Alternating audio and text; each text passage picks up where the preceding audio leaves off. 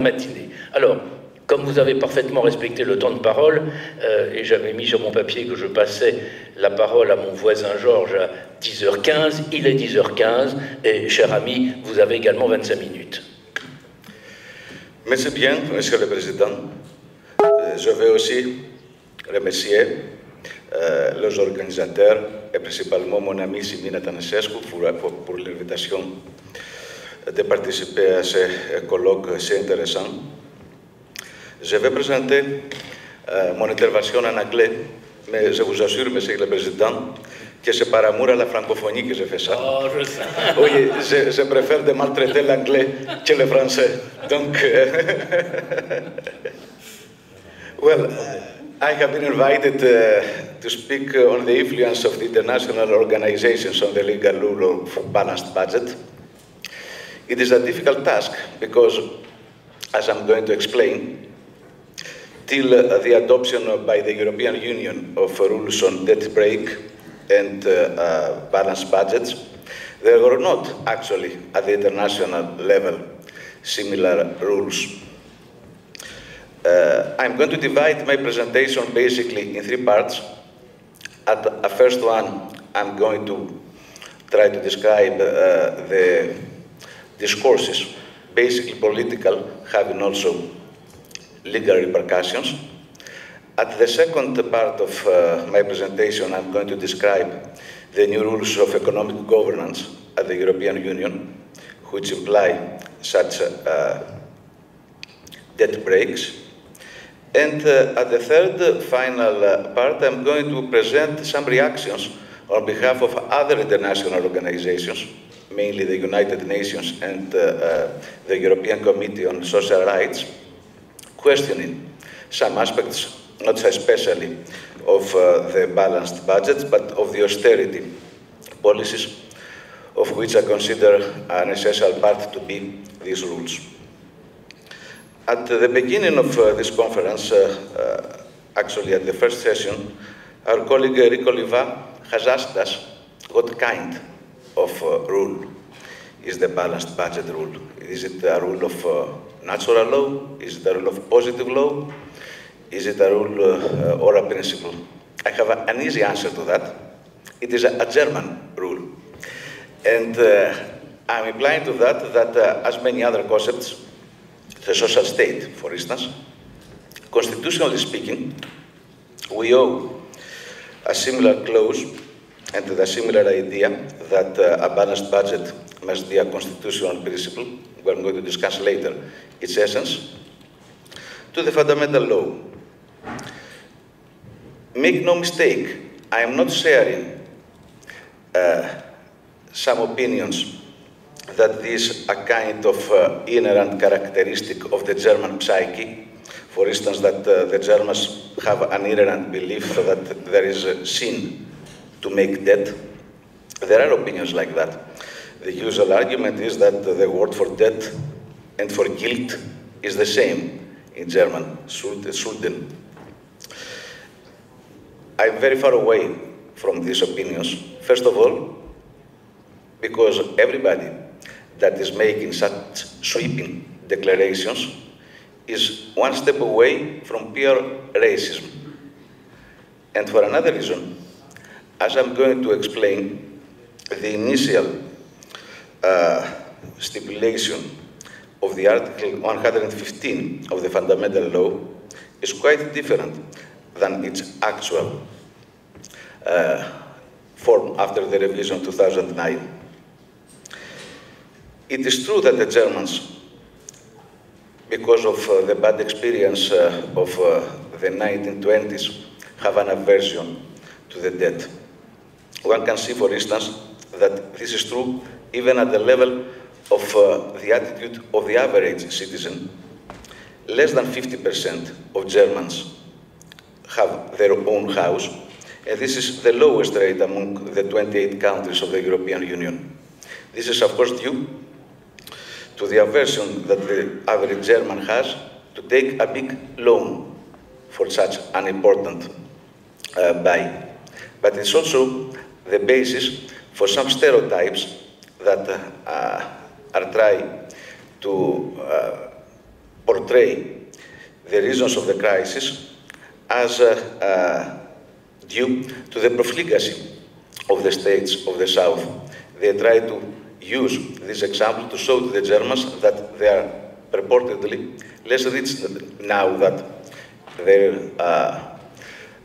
the citizens of the countries of the South. This is very related to the different discourses on the cases of the crisis. That's why I'm mentioning it already now.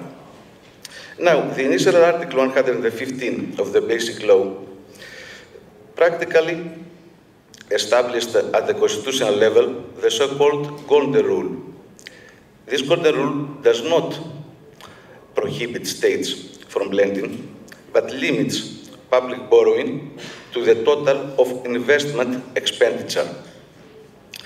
To put it in a more simple words, there is a distinction between good and bad debt.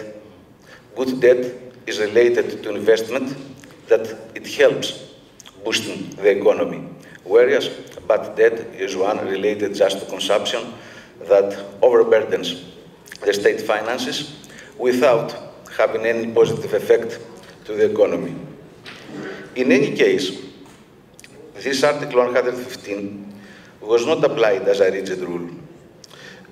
It allowed also for further borrowing that should not exceed what was required to prevent disturbance of the overall economic equilibrium.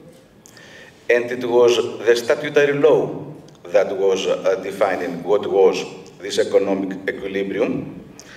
And it defined it in terms of 4 partial goals: price stability, high employment, balanced foreign trade, and 4th, steady and adequate economic growth. Any deviation of these 4 partial goals allowed the state to proceed to additional borrowing.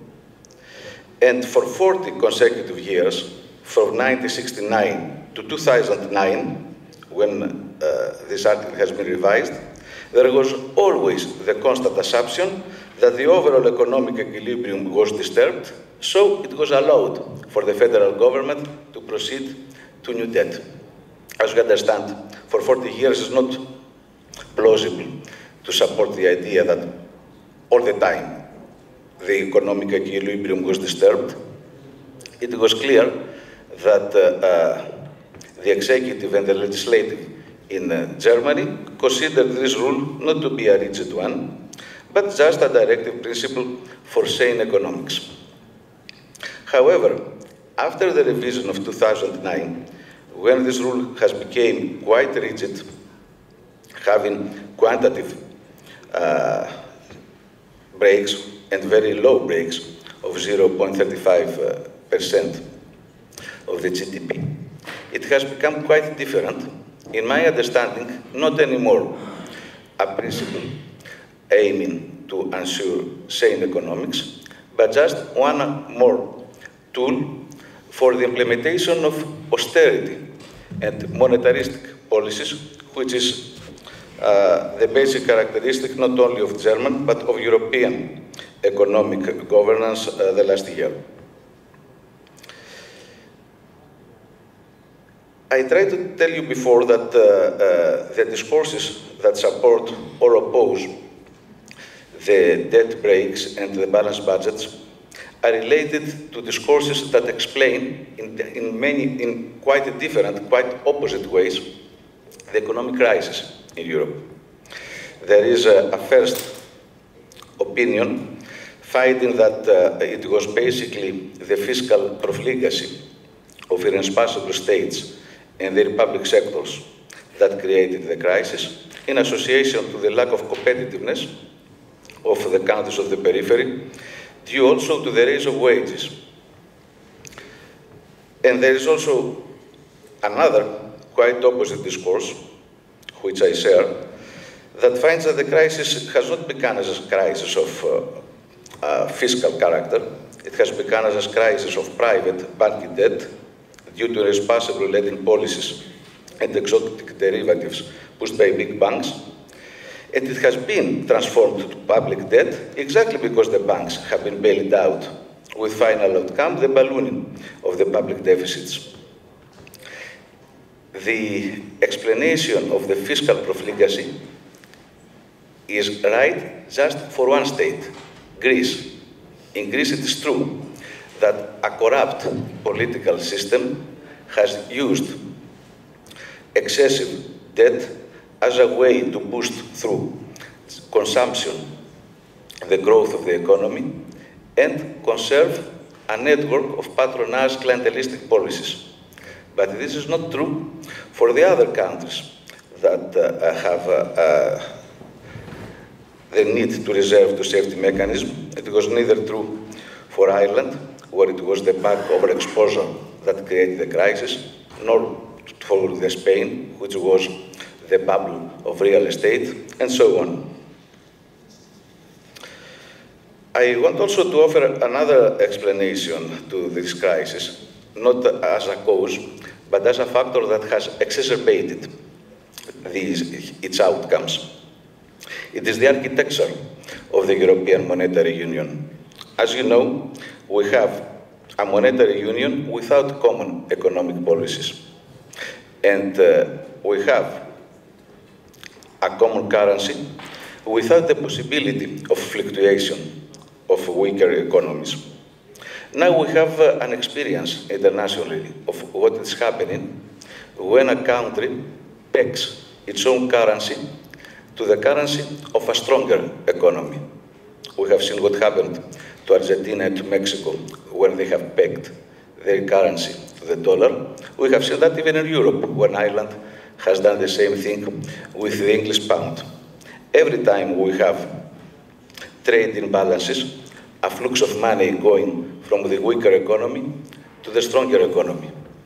This is also happening in the framework of federal states. For instance, in the United States, weaker economies like Wyoming are losing money through the economic year to stronger economies like New York. But what is happening in a federal state? At the end of the economic year, we have, through taxes or social transfers, a partial return of the deficits that have been created during the economic year. This is not happening in the European Union. We have structural funds that are supposed to play this role, but the amount of the money that they have at their disposal is minimal with regard to what is necessary for this purpose. And for this reason, if you look at the deficits of the countries of the periphery, they are similar to the surpluses that Germany and the other core countries are getting. Exactly because it is the normal economic cycle that creates these trade imbalances as a kind of externalities imposed to the countries of the periphery. Having said that, we can understand that there are two parallel discourses also as a remedy to the crisis. And there is a radical opinion, which again I share, that finds also that even the Maastricht criteria are partially to be blamed for this situation, exactly because they have endorsed only economic and not social indices in order to forge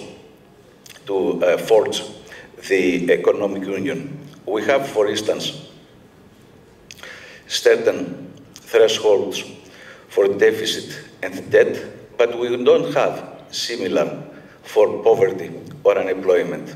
And this, of course, results to a very different union than one we have at the level of national states, where we do not have just rules and principles of economic governance, but we have also the social state rules and rules that impose to the public power to have also social dimensions to their policies. Therefore, we have, after the crisis, two different approaches to the way out of this. Even mainstream politicians have tried to propose a concept of mutualization of the debt, an idea that exactly because the debt is not just a result of profligacy, but an outcome of the architecture of the European Monetary Union. It should be, in a way, shared among the states. Therefore, in 2012, we had a common statement of the presidents of the European Council, of the President of the European Parliament, of the Commission and the Central Bank, sometimes called the Statement of Four Presidents, that required the enforcement of democratic legitimacy and accountability of the economic governance, and proposed also some measures of mutualization of the debt. The proposals were for the issuance of Euro bills of 1 year maturity and of Euro bonds of 10 years maturity, which would be implemented as the final step in the long term of this process. This proposal did not prevail. It was the opposite proposal that has been deposited by Germany already in 2010 that called for strengthening of the existing mechanisms of controlling debt and deficits. So it did not deviate from the policies implemented till then, but on the contrary, it asked for further institutional guarantees in order these policies to be implemented in more austere and strict way. In the framework of this policy directive, we had measures both at the level of the European law, the so-called 2 and 6 packs, that is a number of directives and regulations that they have been issued according to the European law, but we had also intergovernmental treaties that they are not formally part of the European law, but are established through international treaties binding the countries of the Eurozone and every other country of the European Union wanting to be part of it. The most important of them are the loan treaties, is the fiscal compact. This is the first example of this intergovernmental attitude, is the fiscal compact. But I must also mention the loan treaties by which the countries like Portugal, Greece, Ireland or Cyprus have received economic aid in order to bail out their economies. Even these loan treaties are not considered to be part of the European law, but have an international character. This is important, and keep it in mind, because we are going to discuss later the implications of these policies. I'm going to pass very fast the content of this fiscal compact. It is the one intergovernmental treaty that establishes a balanced budget rule and a debt break rule. It provides that general governments must be balanced or in surplus, and also define automatic correction mechanism in case that these two rules are violated. In order not to be very technical, just have in mind that every country that violates the obligation to have a balanced rule or not to have exceeded the debt limits will be automatically fined without this necessitating a formal decision of the Council of the European Union. So there is a kind of automatic correction mechanism and a method of automatic establishment of fine and penalties. And at the same time, the countries must accept a program of readjustment in order to correct what is considered to be the basic reasons for deviating from these same economic policies. This is called medium-term budgetary objectives, and it is one of the most obscure details of the fiscal compact. Why? Because all rules that they have been till now endorsed as rules of economic governance are result-oriented rules. We know that the deficit must not exceed 3%, the debt must not exceed 60%, but we don't know by which exact policy means these goals should be attended.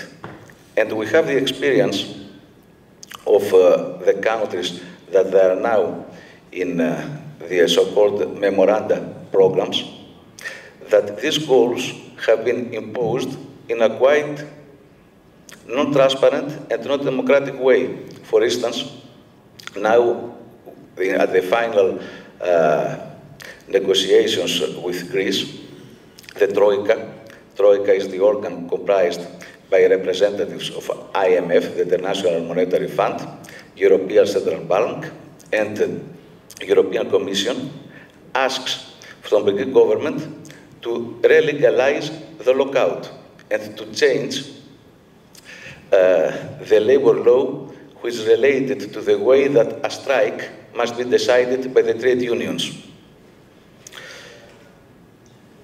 This is both problematic at the level of respect of the democratic principle and at the level of the competencies of the European Union. First of all, we have impositions of rules without any democratic organ having decided on them. I remind you the very important decision of the Bundesverfassungsgericht of the German Constitutional Court exactly on the economic help to Greece, the decision Griechenland-Hilfe of 2011, saying that the citizen, I'm quoting now, the citizen's right to democracy is ultimately based on human dignity, and it would be ineffective if the parliament relinquished core parts of political self-determination and thus permanently deprived the citizen of the possibility of democratic participation. You understand that? Wow. Okay. I'll try to do my best to finish in 3 minutes then. You understand that if to a polity rules like that are imposed, it is clear that the parliament has not any kind of control over the policies to be implemented. But there is also another critical problem. These competencies related to labor law, lockout, strike, are outside the competencies of the European Union, are exclusively national competencies. How is it possible then to be imposed by organs of the European Union to nation states? In my understanding, this is clearly an ultra-vires demand that has nothing to do with the application of the European law.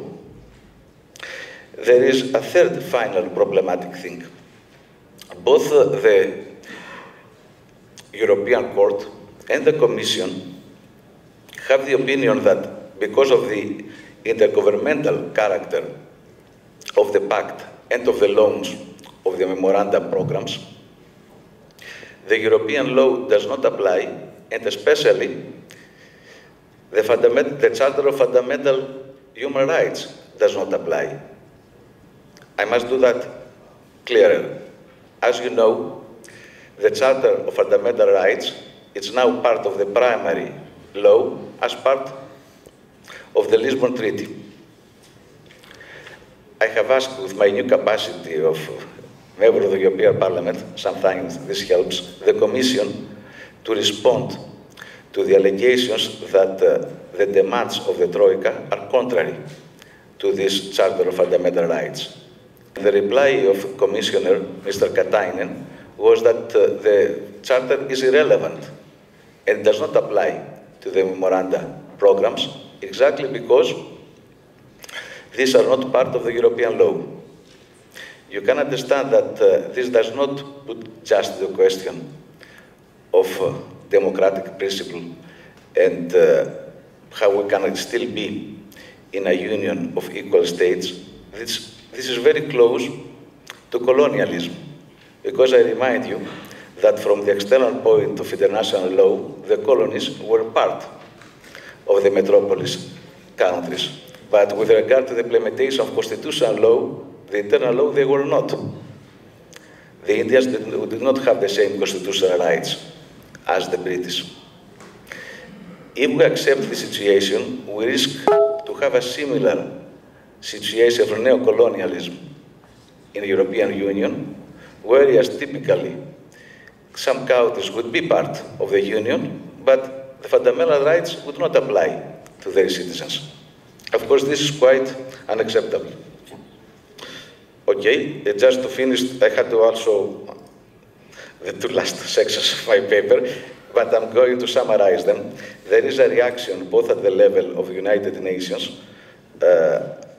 having the form of a report of independent experts who has the mandate to examine the effect that these austerity measures have on the human rights protection. And he has found that these programs have imposed intrusive, I'm quoting, and onerous policies, and he has called the lenders, that is the European Union, the IMF, to change the conditions of the memoranda programs. And we had also 7 decisions of the European Committee of Social Rights, which is the organ supervising the European Social Charter, which also found Greece in violation of the European Charter in order when it has applied these austerity measures. Finishing, I think that the only way out is to break with these austerity policies and to have a social Europe. If we don't have a social Europe, I'm afraid that we are not going to have a European Union at all. Thank you.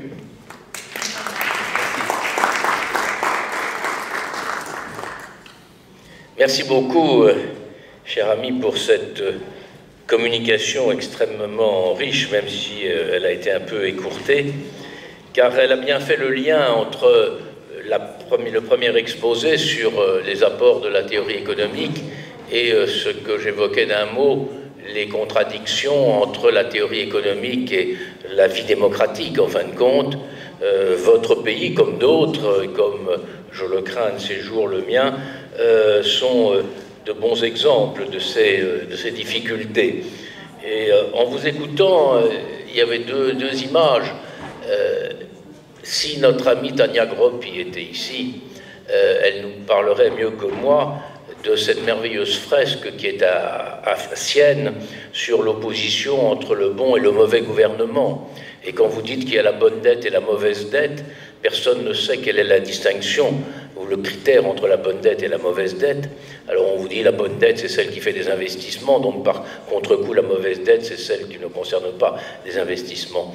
Mais à Sienne, il y a cette merveilleuse fresque avec, d'un côté, le bon gouvernement, avec des gens qui sourient et qui ont l'air heureux, et de l'autre, le mauvais gouvernement, avec des personnes qui ont une mine de mauvaise humeur et qui ont l'air d'être déprimées.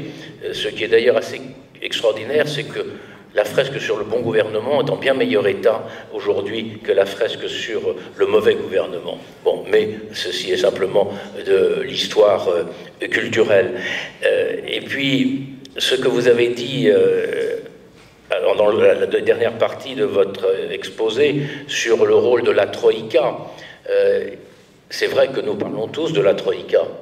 Et c'est quand même assez extraordinaire que nous ayons recours à ce mot qui, dans d'autres contextes politiques, a symbolisé un pouvoir non démocratique pour dénommer la réunion du Fonds monétaire international, de la Banque centrale européenne et de la Commission de l'Union européenne lorsqu'ils essayent de soutenir les efforts du gouvernement grec vers une meilleure gestion.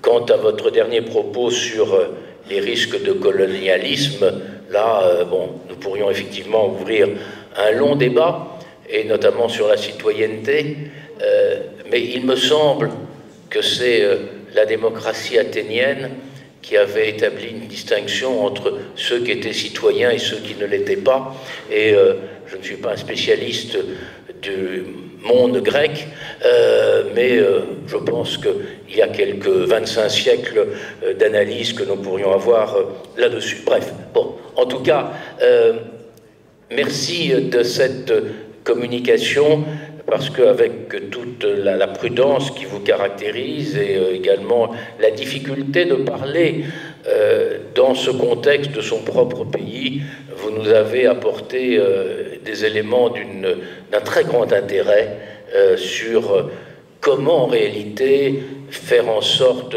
que le droit et la politique arrivent à se conjuguer avec des objectifs économiques. Ce n'est pas chose